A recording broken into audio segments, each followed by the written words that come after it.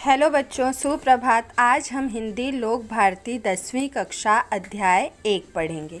पाठ का नाम है भारत महिमा, जो जयशंकर प्रसाद द्वारा वर्णित कविता है। जयशंकर प्रसाद छायावादी युग के एक प्रतिभाशाली कवि हैं। इनके जीवन परिचय के बारे में हम सर्वप्रथम समझेंगे और इनकी कृतियों के बारे में हम पढ़ेंगे। हाँ तो बच्चों, हम पढ़ेंगे भारत महिमा, जिसमें सर्वप्रथम जयशंकर प्रसाद के बारे में हम समझेंगे। तो उनका हम सबसे पहले जीवन परिचय समझेंगे। उनका जन्म हुआ था 1890 वाराणसी उत्तर प्रदेश में और उनकी मृत्यु हुई थी 1937 वाराणसी उत्तर प्रदेश में। उनका परिचय हम जानेंगे। जयशंकर प्रसाद जी छायावादी युग के 4 स्तंभों में से एक हैं और वो बहुत ही बहुमुखी प्रतिभा के धनी थे। कवि, नाटककार, कथाकार, उपन्यासकार तथा निबंधकार के रूप में वो प्रसिद्ध हैं। आप उनकी रचनाओं में सर्वत्र भारत के गौरवशाली अतीत, ऐतिहासिक विरासत के दर्शन होते हैं। उन्होंने बहुत सी कृतियाँ वैसे तो लिखी थी, गद्य में, पद्य में, नाटक में, निबंध में, बट उनकी कुछ प्रमुख कृतियाँ हैं जो यहाँ पे दर्शाई गई हैं। उसके बारे में हम थोड़ा पढ़ेंगे कि उनकी प्रमुख कृतियाँ कौन कौन सी हैं। तो उनकी प्रमुख कृतियाँ हैं झरना, आंसू, लहर, कामायनी, महाकाव्य है स्कंदगुप्त, चंद्रगुप्त, ध्रुव स्वामिनी। ऐतिहासिक नाटक है प्रतिध्वनि, आकाशदीप, इंद्रजाल और कहानी संग्रह है कंकाल, तितली। इस तरह से इन्होंने बहुत सी कविताएं, बहुत से नाटक, बहुत से गद्य और पद्य में इन्होंने रचनाएं की हैं। ये बहुत ही प्रतिभाशाली कवि थे। इस कविता के माध्यम में कवि ने हमें बहुत सी प्राकृतिक सुंदरता और हमारे भारतवर्ष की अप्रतिम सुंदरता के बारे में दर्शाया है। इस तरह इनकी कविता इस प्रकार है। हम पहले कविता पढ़ेंगे, तत्पश्चात हम उसका भावार्थ समझेंगे। हिमालय के आंगन में उसे किरणों का दे उपहार, उषा ने हंस अभिनंदन किया और पहनाया हीरक हार। जगे हम लगे जगाने विश्व, लोक में फैला फिर आलोक। व्योम तम पुंज हुआ तब नष्ट, अखिल संस्कृति हो उठी अशोक। विमल वाणी ने वीणा ली, कमल कोमल कर में सप्रीत। सप्त स्वर सप्त सिंधु में उठे, छीड़ा तब मधुर साम संगीत। विजय केवल लोहे की नहीं, धर्म की रही धरा पर धूम। भिक्षु होकर रहते सम्राट, दया दिखलाते घर घर घूम। इस तरह से कवि ने कितनी सुंदर और मनोरम पंक्ति में इस कविता को प्रस्तुत किया है। अब हम इस कविता की पंक्तियों को, भावार्थ को समझेंगे। हिमालय के आंगन में उसे किरणों का दे उपहार, उषा ने हंस अभिनंदन किया और पहनाया हीरक हार। इस दोहे के माध्यम से कवि हमें क्या समझाना चाहता है? वो कहता है कि हिमालय के आंगन में अर्थात जब सर्वप्रथम सूर्योदित होता है, सूर्य का उदय होता है, उस समय सबसे पहली किरण हिमालय की चोटी पर ही पड़ती है। वो ऐसा प्रतीत होता है, उस चोटी पर पड़ने वाली किरण, जैसे लगता है कि उसे किसी ने सरताज अर्थात हीरो का हार पहना दिया हो। उषा ने हंस अभिनंदन किया। उषा अर्थात सुबह होता है, प्रातः काल होता है। तो उषा ने अभिनंदन किया अर्थात उषा ने उसे सम्मानपूर्वक अभिनंदन किया। किससे अभिनंदन किया? हीरक हार अर्थात हीरो के हार से हिमालय पर्वत और सूर्य की किरण का अभिनंदन उषा ने किया। जगे हम लगे जगाने, विश्व लोक में फैला फिर आलोक। व्योमतम पुंज हुआ तब नष्ट, अखिल संस्कृति हो उठी अशोक। जगे हम अर्थात हमारे भारतवासी, क्या होता है, सूर्य की प्रथम किरण पर ही हमारे भारतवासी उठ जाते हैं।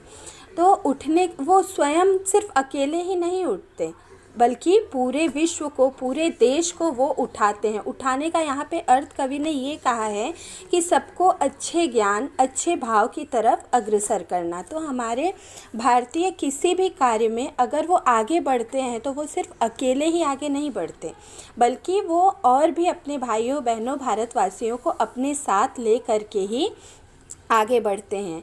यहाँ पे कवि ने कहा है जगे हम, अर्थात हम उठे और हमने सारे विश्व को भी उसी प्रकार जगाया है।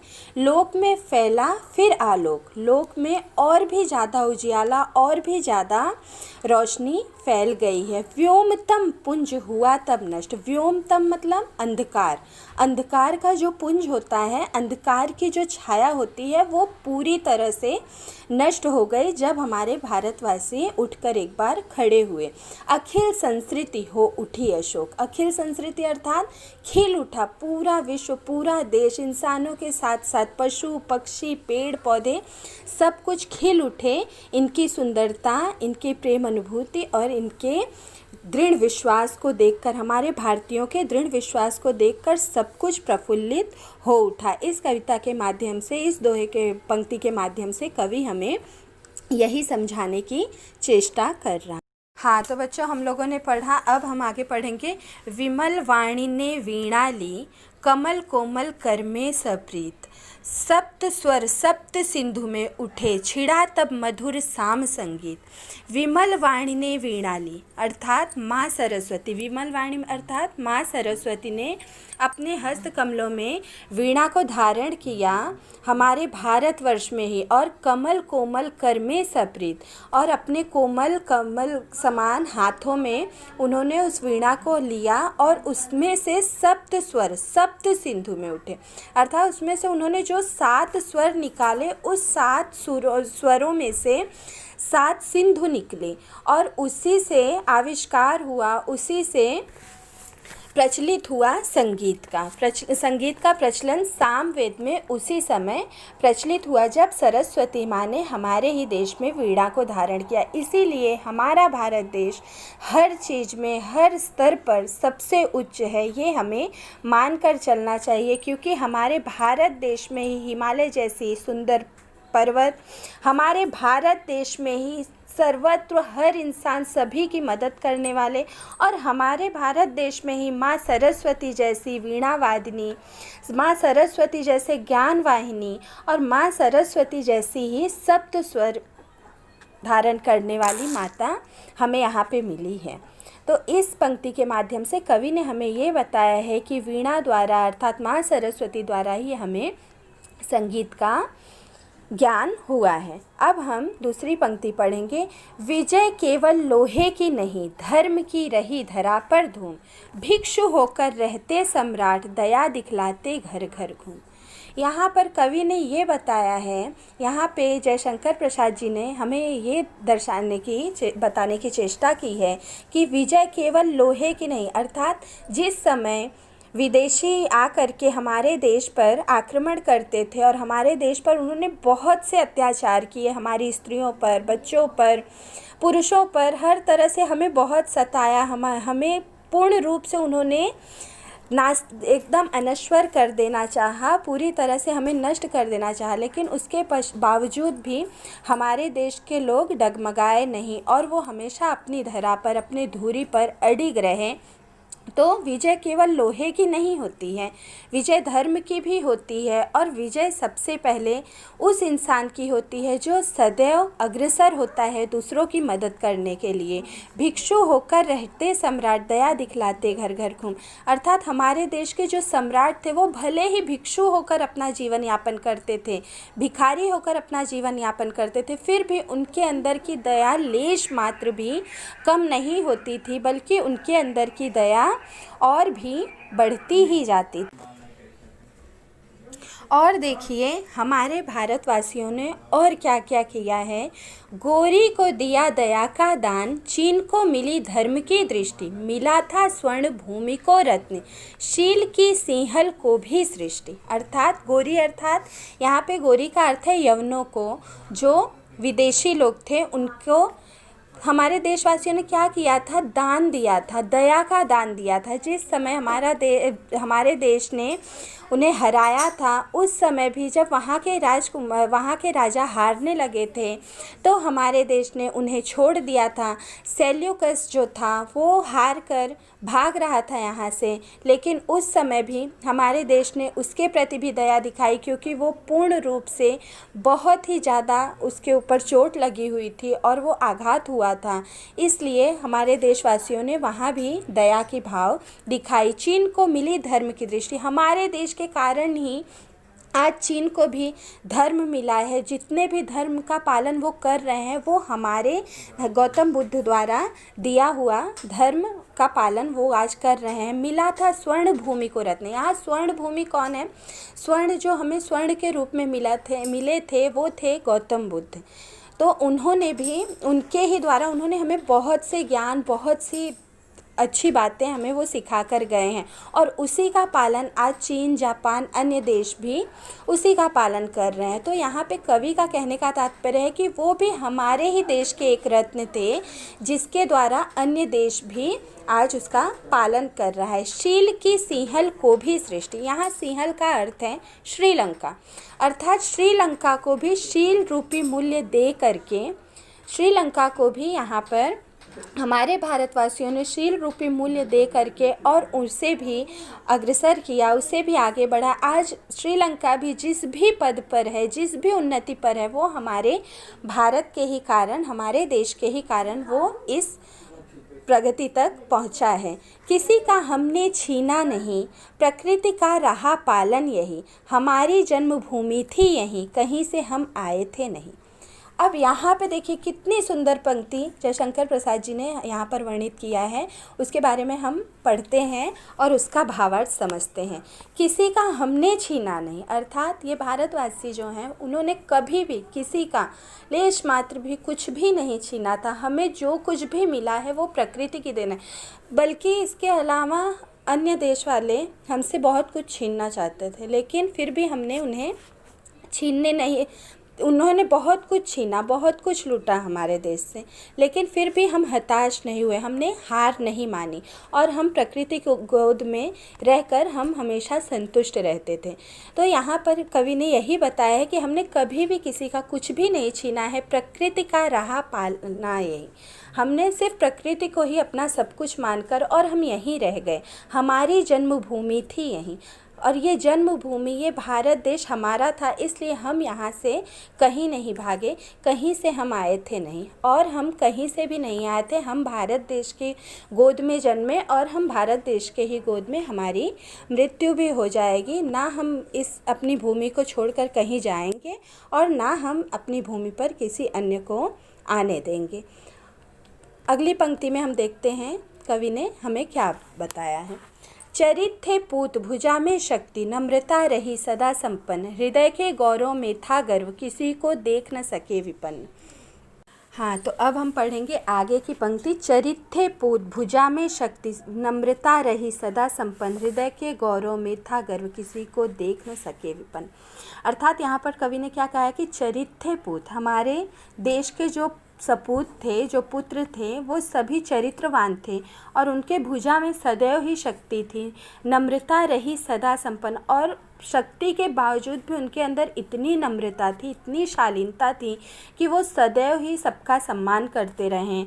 हृदय के गौरव में था गर्व, और उनके हृदय में हमेशा गौरव और गर्व की भावना की अनुभूति उन्हें होती रहती थी। किसी को देख न सके विपन्न, वो कभी भी किसी को किसी भी स्थिति में दुखी नहीं देख सके, वो सदैव ही सबकी सहायता के लिए हमारे देशवासी तत्पर रहते थे और सदैव। अब हम आगे की पंक्ति पढ़ेंगे।